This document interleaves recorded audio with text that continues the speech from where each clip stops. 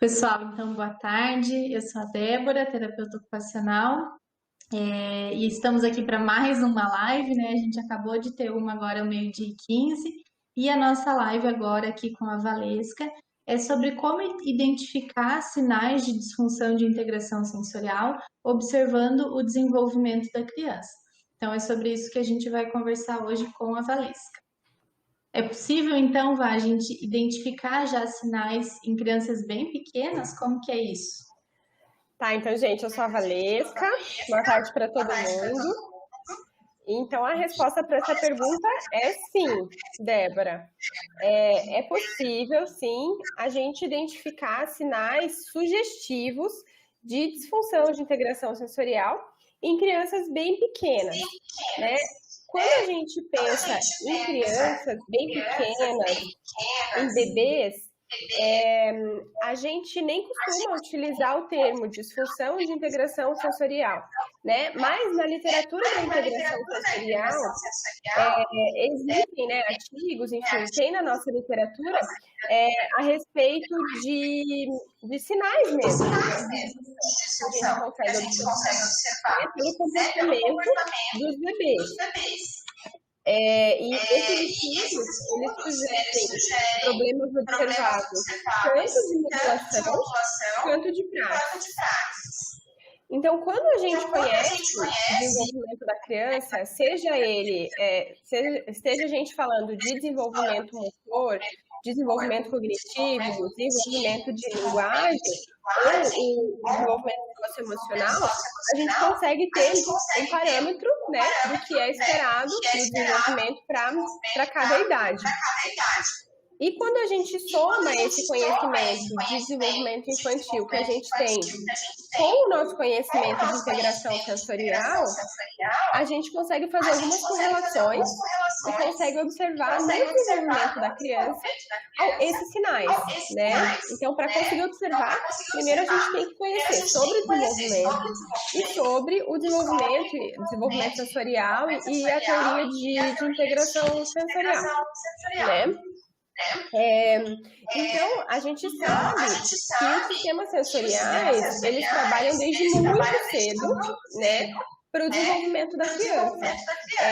E que esse trabalho tão intenso dos sistemas sensoriais, ele forma uma base para o desenvolvimento de outras habilidades, cada vez mais refinadas, até a criança ter a independência, né? Então, se a gente negligenciar de fato, né, dizer não tem como observar nada, não tem como ver nada, né, numa criança dessa idade, pode ser um grande erro, né, da nossa parte, dizer não, ele é muito pequeno, não tem como observar nenhum sinal, né, porque a gente sabe que tem sim sinais do desenvolvimento que já são sugestivos de disfunção de integração sensorial. Uhum. E esses estudos que você mencionou, né, são da área de integração sensorial e eles dividem, né, os possíveis sinais que a gente consegue identificar em bebês desde muito pequenininhos, dividem em problemas de modulação e em problemas de praxis, né? Esse estudo ele caracteriza como se fossem quatro quadros de possíveis sinais de disfunção de integração sensorial em bebês.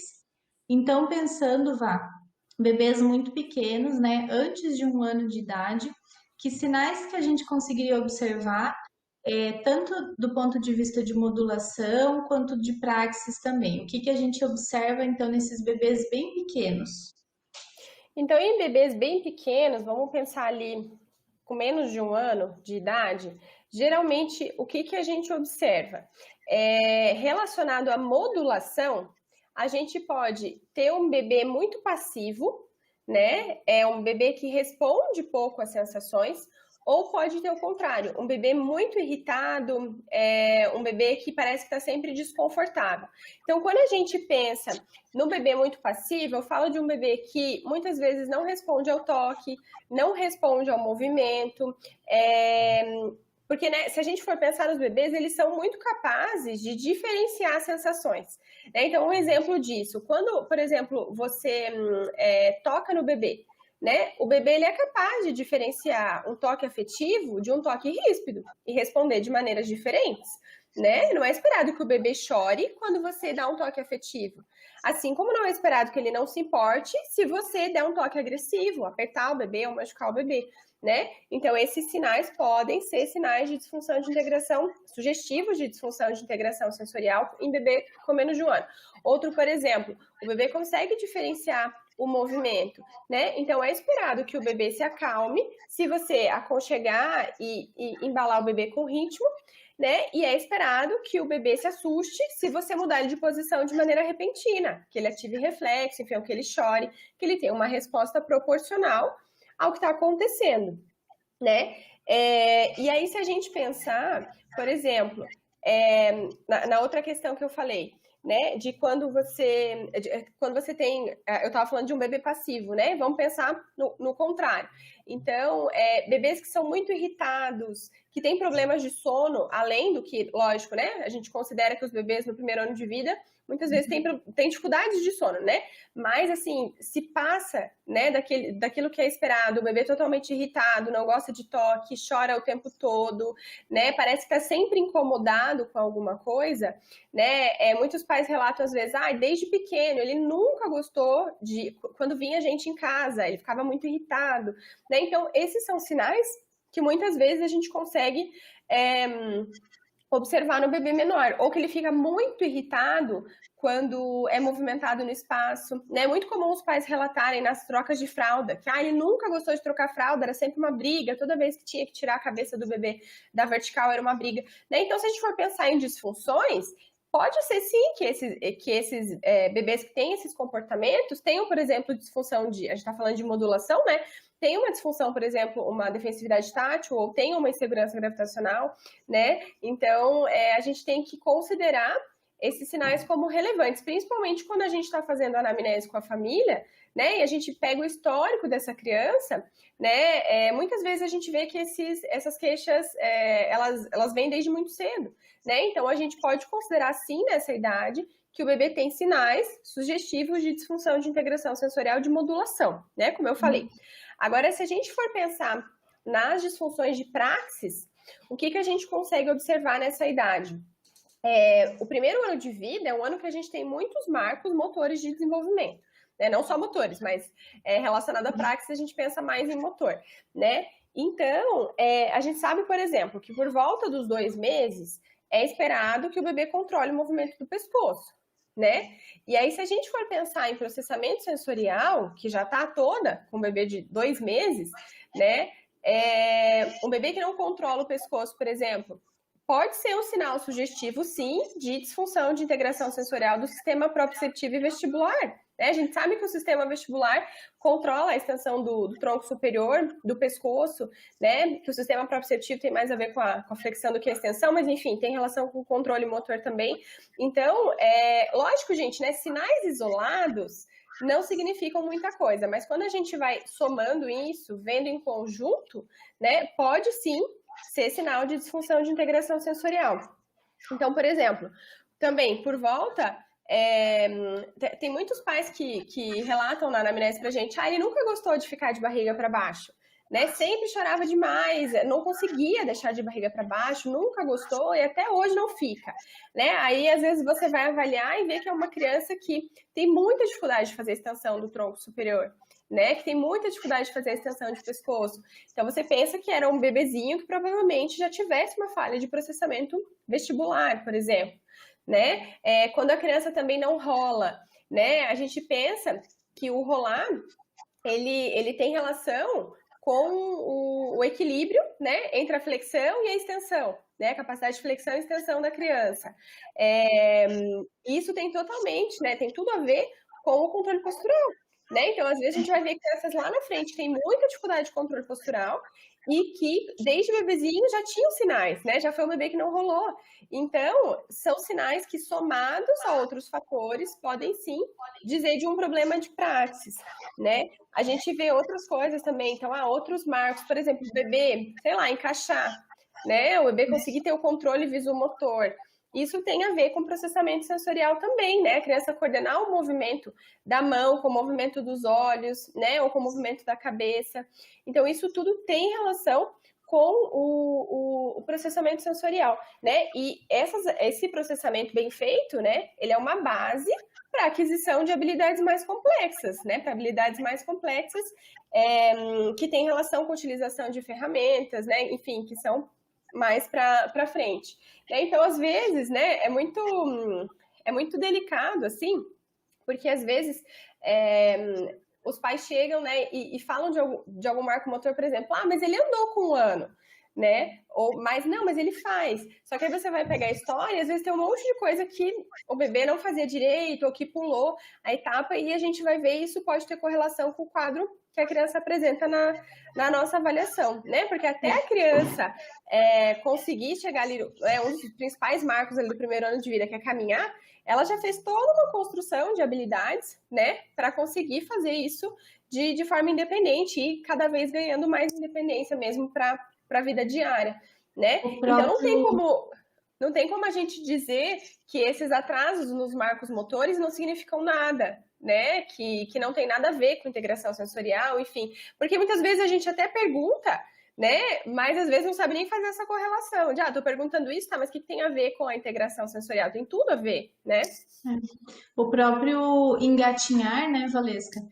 Às vezes as crianças pulam essa etapa do engatinhar e andam na idade que era esperada, e aí os pais falam isso, ele não engatinhou, mas ele logo passou a andar, né? E o engatinhar, muitas vezes ele já pode demonstrar pra gente uma relação ali com integração bilateral, com o sistema proprioceptivo também, né? Às vezes planejamento motor, e às vezes pular essa etapa pode ser um indicativo já, né, de que alguma coisa não ia bem. Muitas vezes pode não significar nada, a gente vê crianças que não engatinham e tudo bem, mas se você combina, né, esse sinal de que não engatinhou com alguns outros sinais, às vezes já consegue identificar que tinha mais coisa aí, né? Exatamente.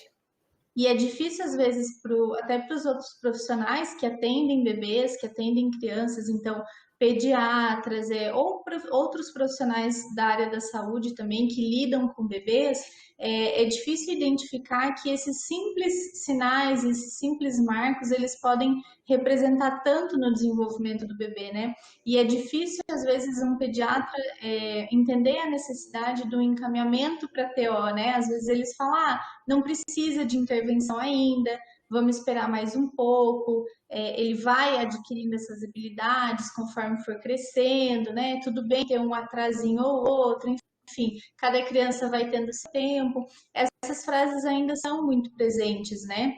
E é difícil realmente a gente conseguir fazer essa correlação em criança tão pequena. E essa base que a gente tem da integração sensorial possibilita isso, né? Fazer ter esse olhar mais precocemente, né?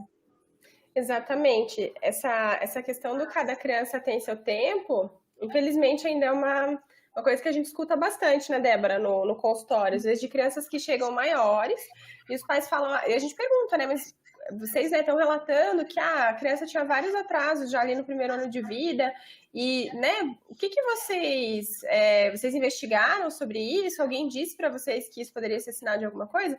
E muitas vezes as famílias dizem, não, a gente até levou no neurologista, ou levou no pediatra, ou a gente levou, falaram, mas aí veio outra pessoa, sei lá, veio a avó, veio a tia, veio alguém dar um palpite e disse, não, mas é normal, né? Então a gente tem que cuidar muito, acho que principalmente como profissional, né, de realmente não negligenciar esse tipo de sinal, né, porque, lógico, gente, né, sempre tem essa questão meio polêmica, né, do cada criança tem seu tempo.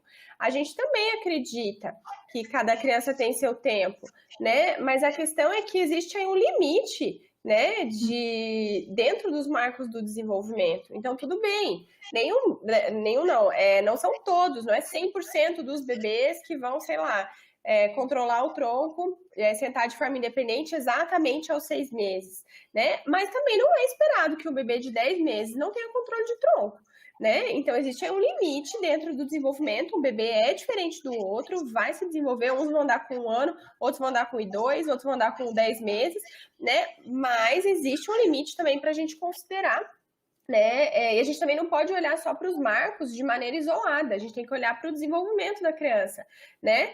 Da mesma forma que a gente não pode olhar para o desenvolvimento e dizer com um único sinal, isso é disfunção de integração sensorial, a gente também não pode olhar só para um marco do desenvolvimento, né? E dizer, enfim, que isso não significa, que isso significa um atraso, quer dizer, mas merece atenção para a gente somar com outros fatores, né? Então, isso é um sinal de alerta para a gente, sim, né? E na integração sensorial a gente sempre considera o desenvolvimento desses marcos para justamente somar com outros dados e ver se isso pode ou não significar uma disfunção de integração sensorial, né? Porque muitas vezes a gente começa a intervir com bebês pequenos, né? A gente tem aqui no consultório bebezinhos de 1 ano, às vezes chega até um pouquinho antes de 1 ano, né? Para fazer a intervenção, e a gente vê o quanto isso faz a diferença, de fato, no desenvolvimento do bebê, né? A gente sabe da neuroplasticidade, enfim, né? O quanto essa intervenção precoce é importante, né? Então não dá para deixar passar esperando, pagando para ver o que vai acontecer com o bebê e não fazer a intervenção, né? E aí a gente consegue provar com a nossa intervenção que essa criança teve um bom desenvolvimento e mostrar também que o nosso trabalho da integração sensorial tem efetividade, né? E isso aumenta o nosso reconhecimento, né? Como profissional. E acho que a grande importância também, né, de conseguir identificar isso e fazer a intervenção precocemente é justamente a gente lembrar lá dos building blocks, né, de como a base está dada ali de sistemas sensoriais. Em cima dessa base vão sendo desenvolvidas outras habilidades, mas se a gente pensar lá que uma habilidade lá quando era bebezinho não se desenvolveu como poderia e que a partir dela outras irão se desenvolver, a gente entende que vai sendo um encadeamento de habilidades que vão ficando ali com algum atraso, que não vão ficando completas. Uma coisa vai puxando a outra, e essa é a grande diferença da gente conseguir identificar e intervir precocemente. Então, antes, você estava falando de problemas de modulação, de praxis, possíveis de identificar em crianças antes de 1 ano, né? Agora, pensando em crianças já um pouquinho maior ali, né, a partir de 1 ano, depois ali, 2 anos, que sinais a gente vê nessa criança? Então, tanto de modulação como de praxis na criança já maiorzinha, que chega maiorzinha. Isso, vamos pensar em crianças um pouquinho maiores ali, a partir de 1 ano, né? A gente estava falando até 1 ano de idade. Nessas crianças, pensando em problemas de modulação, o que a gente mais costuma ver são dificuldades de atenção, né? E dificuldades de se relacionar com outras crianças, né? Então, o que a gente vê? É uma criança ou desatenta, porque, enfim, não consegue ficar parada, ela fica captando tudo que vem do ambiente o tempo todo, né? Não consegue fazer o filtro das informações, ou é aquela criança totalmente passiva que você tem que chamar 1 milhão de vezes, falar 1 milhão de vezes para ela conseguir entender, se situar do que está acontecendo, né? Parece que a informação é pouca do ambiente para ela, né? Então, esses sinais de desatenção nesse primeiro ano, nesse segundo, né, ano de vida, também podem ser sinais de problema de modulação. Essa questão de dificuldade de se relacionar também. Então, por exemplo, crianças com problemas de modulação são crianças que muitas vezes se sentem incomodadas o tempo todo, né? E isso dificulta muito a relação delas com outras crianças, né? Porque elas estão sempre se sentindo incomodadas, né? E aí elas querem garantir o próprio conforto, a própria segurança, e muitas vezes elas se afastam dos colegas da turma, não querem participar das atividades do grupo, né? Muito comum as crianças nessa idade já irem para a escola, né?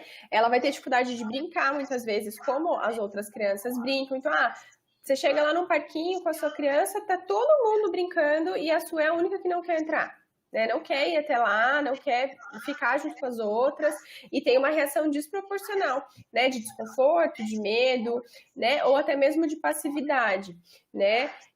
E nas crianças com problema de modulação, um marcador muito forte é o problema comportamental, né? Porque aí ela começa, de fato, a fazer birra em algumas situações, a se negar em algumas situações, né? E para os pais aquilo, né, muitas vezes parece só uma birra mesmo, um problema de comportamento que eles muitas vezes não conseguem entender. Por que a criança reclama tanto toda vez que vai trocar de roupa? Ou por que a criança chora toda vez que vai tomar banho? E trata isso com medida comportamental, né? Então, esses problemas de comportamento, eles costumam ficar bem aparentes também, né? Já é uma fase que as crianças costumam ser mais difíceis, vamos dizer assim, nessa questão, por estarem desenvolvendo uma autonomia e quererem fazer as coisas do jeito delas, na hora delas, e aí isso ainda acaba sendo mais evidenciado, né, pela questão de dificuldade de modulação. E também, para as crianças que vão para a escola, é muito comum a gente escutar aquelas queixas, né? Que já está todo mundo por dentro, né? Já não quer fazer as atividades que se suja, né? Fica irritado com os colegas, tem atitude impulsiva, agressiva, muitas vezes, né? E é isso, mais uma vez, cai na questão comportamental, né? Já nas crianças com problemas de praxis, nessa idade, é muito comum a gente começar a ver impacto na autoconfiança da criança. Então, muitas vezes é uma criança que não participa de atividades porque ela não se sente confiante nas habilidades motoras dela. Né? Então, ela, na educação física não, né? A gente tá falando de crianças um pouco menores, mas nas aulas de movimento que tem nas escolas ou nos parquinhos, elas acabam se isolando, né? E se concentrando em atividades mais cognitivas, muitas vezes, de montar, de ficar vendo um livro, né? Sentado, porque eles sentem que não tem tanta habilidade motora, né? Então, tá todo mundo subindo na casinha da árvore, mas eu não subo tão bem assim, ou, né? Não confio muito na minha habilidade, né? Melhor eu não ir. E aí isso vai gerando uma questão de autoconfiança na criança mesmo, né? Ela se sente não tão capaz quanto as outras para realizar as brincadeiras, enfim, as atividades, né? Porque a gente sabe o quanto essas questões de prática, né, tem relação com forma corporal, planejamento de ação, né? E nessa idade, é uma idade que as crianças estão a mil, né? Essa parte motora, né? E aí, mais uma vez, a gente pode pensar em marcos, né? Do desenvolvimento motor, né? Como, por exemplo, a criança pular, né? Então, as crianças que têm dificuldade de integração social, a gente vê que demora muito para atingir esse marco do desenvolvimento. Né, pular, subir escada ao seu pé, né, ou cada vez mais refinadas, então, o torcino mesmo. Ali, essa criança já tem muito mais dificuldade de né? Então, são todos sinais, né, que a gente já consegue observar, mas ainda a gente procurar isso como sinais de instrução. A gente não fecha o diagnóstico de instrução sensorial em crianças tão pequenas assim, né? Também, nas crianças tão pequenas, a gente não consegue aplicar as avaliações padronizadas, né? A gente fica limitado aos questionários. E as nossas observações estruturais, relatos dos pais da escola, né? Então, muitas vezes a gente vê sinais e faz a intervenção, mas mais baseada na estimulação sensorial, né?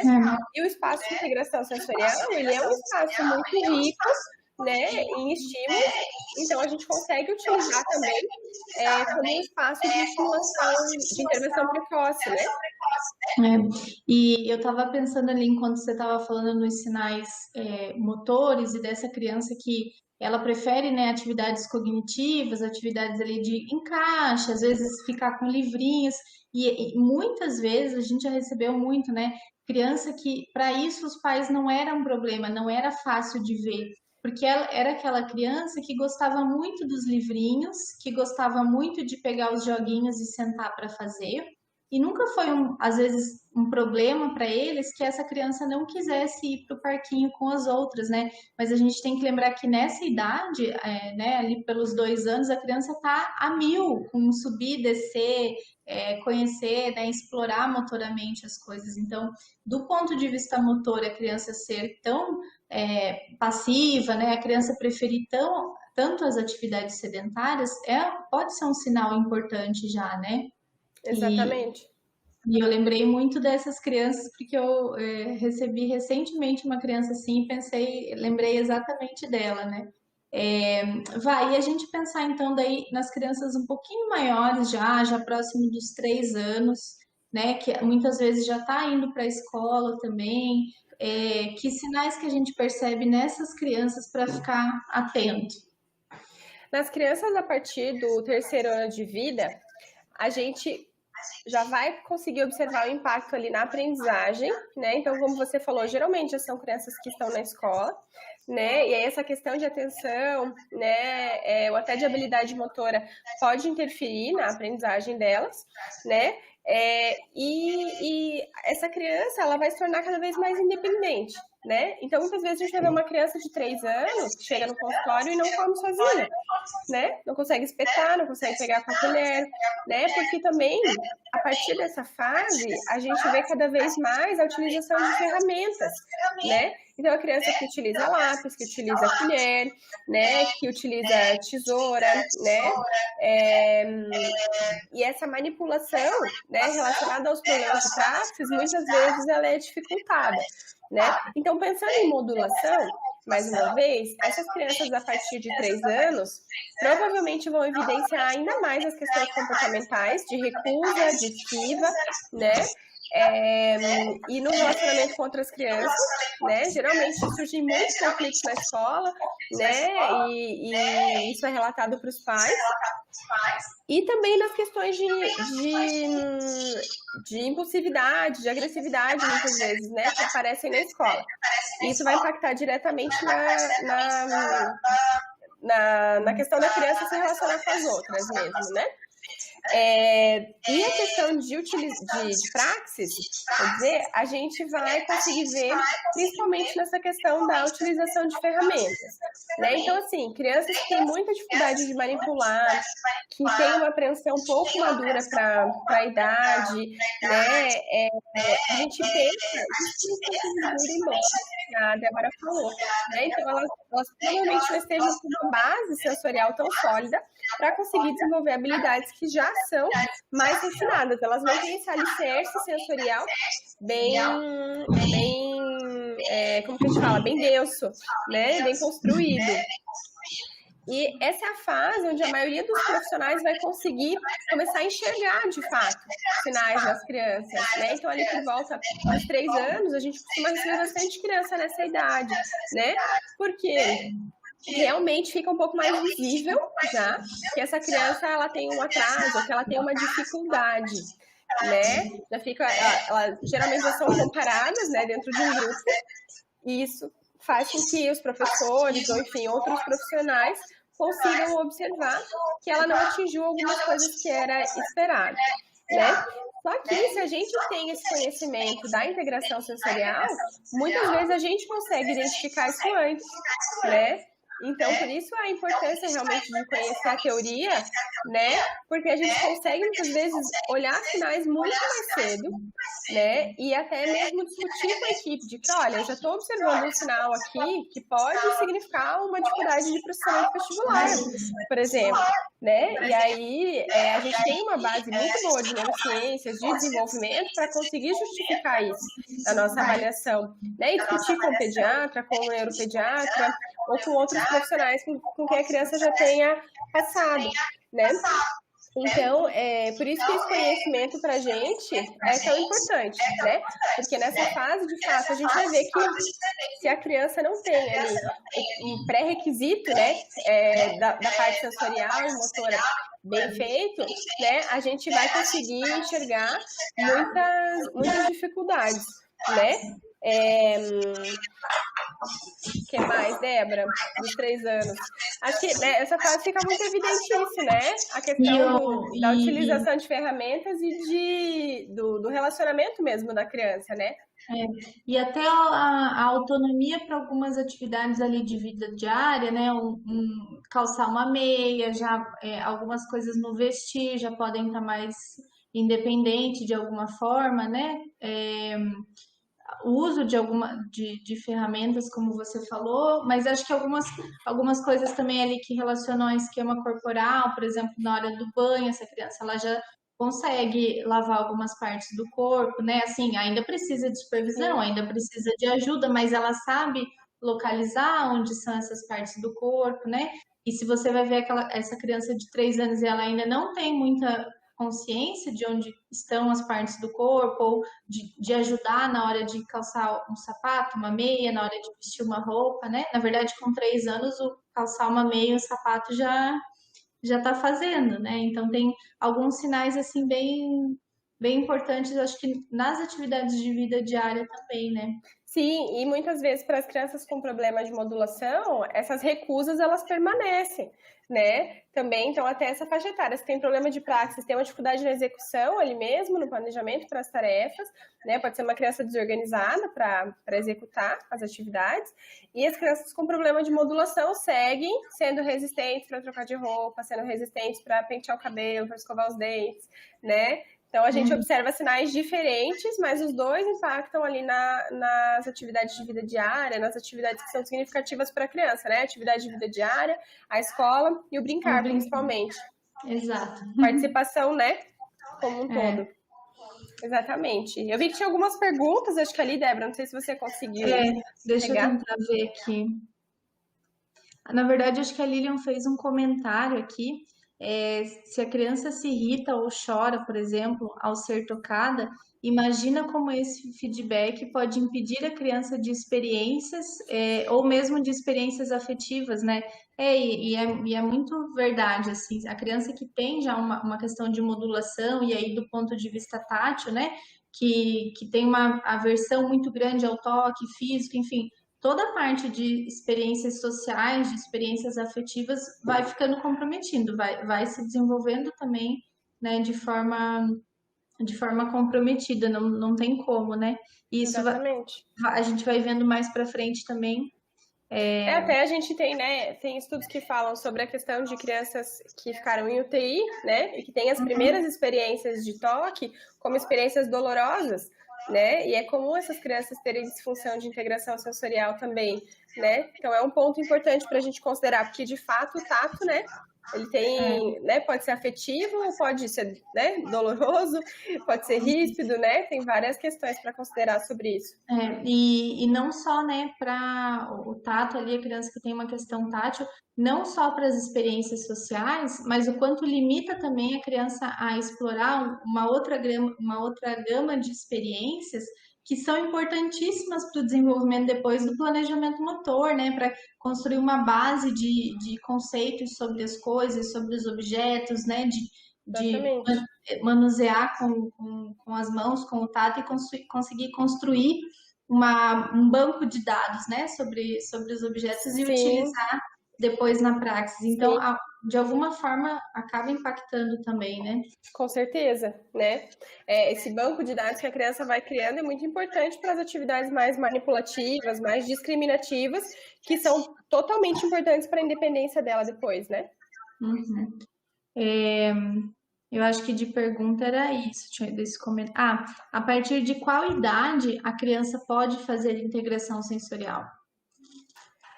A gente não tem uma idade mínima para pegar as crianças. Como eu falei, em crianças bem pequenas, a gente não costuma dizer que a gente está fazendo integração sensorial, porque a gente não consegue fazer um diagnóstico de uma disfunção numa criança tão pequena. Mas o que a gente faz? A gente avalia, trabalha com os sinais que a criança apresenta, né? Então, se ela tem sinais de problema de modulação, se ela tem sinais de problema de praxis, problemas motores, a gente trabalha com o que a criança apresenta, né? E usa o nosso espaço como um espaço de estimulação essencial para essas crianças, para observar por um período como essa criança vai se desenvolver com a intervenção, né? Porque muitas crianças mesmo a gente vê que, por exemplo, vem com muito sinal de hipertátil, né? E a gente trata, a gente faz a estimulação essencial, vamos dizer, e a criança responde muito rápido e a gente vai falar, nossa, acho que não era uma disfunção mesmo. Às vezes era uma falta de estimulação que essa criança, né? A criança só precisava de uma estimulação, né, no fim das contas. Então, a gente trabalha com o que a criança apresenta, né? Mas, não sei o que você vê, assim, Débora, eu geralmente, assim, para fechar mais com uma disfunção mesmo, ali pelo menos uns 3 aninhos, para dizer ali que tem uma disfunção de integração sensorial, eu consegui provar ali na tua avaliação que é de fato, né? Tem crianças, lógico, gente, pequenas que têm sinais muito sugestivos, que você olha e fala, nossa, a criança tem tudo que uma criança de disfunção de integração sensorial tem. E a gente trata, né, e vê que a criança de fato melhora. Mas são crianças muito pequenas, como eu falei, para você conseguir fazer uma avaliação com testes mais fidedignos, né? Porque comportamento pode confundir muito a gente, né? Só comportamento, se basear nisso. Eu concordo, Vai. Eu acho que a partir de uns 3 anos mesmo, para a gente conseguir fechar, assim, ter mais clareza do diagnóstico, né? Sim. Pessoal, a gente está já no nosso tempo aqui da live. Queria lembrar vocês, não sei se todos viram, que está aqui no nosso feed no Instagram, sobre o curso que a gente vai ter. Acho que se a Vá quiser falar também, vá, para passar mais detalhes. Sim. Sim, a gente está com o curso aberto, então a gente abriu ontem, é o curso da teoria à intervenção de integração sensorial. São 4 dias, tá? São 2 finais de semana, dia 27 e 28 de fevereiro agora, e dia 13 e dia 14 de março, tá? A gente vai falar de teoria, de avaliação, de raciocínio clínico para intervenção e integração sensorial. Um curso bem legal, onde a gente vai abrir a nossa sala de integração sensorial para vocês verem os nossos recursos e conversar sobre esses recursos também, tentar aproximar ao máximo o conhecimento teórico do prático para facilitar a aprendizagem. Tem 4 bônus muito legais, tem guia para avaliação, para anamnese, uma anamnese guiada bem legal que a gente fez, tem mentoria, tem um monte de coisa, gente. O link está na bio, tá? Se alguém não encontrar lá e tiver interesse, pode falar com a gente, porque a inscrição só vai até terça-feira, tá? A gente abriu ontem e fecha terça-feira a inscrição. E lembrando que é só para terapeutas ocupacionais, Isso. tá? Isso mesmo. Pessoal, então também depois quem quiser tirar alguma dúvida, falar com a gente, manda aqui por direct. E a gente agradece a vocês que estão aqui na live agora conosco, né? E um bom final de semana para todo mundo. Semana que vem a gente se vê. Semana que vem tem mais live. É isso aí. Obrigada, gente. Obrigada, tchau, tchau. gente. Tchau.